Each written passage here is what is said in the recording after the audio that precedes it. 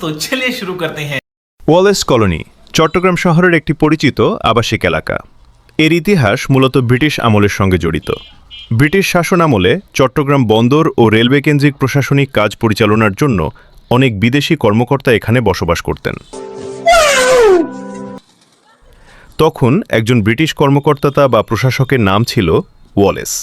তার নাম অনুসারেই এই এলাকাটির নামকরণ করা হয় ওয়ালেস কলোনি।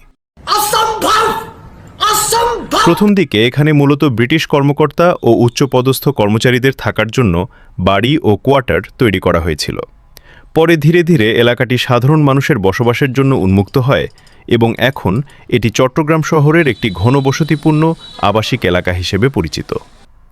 আজকের দিনে ওয়ালেস কলোনি আশেপাশে বিভিন্ন শিক্ষা প্রতিষ্ঠান, বাজার ও যোগাযোগ সুবিধার কারণে একটি গুরুত্বপূর্ণ নগর এলাকায় পরিণত হয়েছে।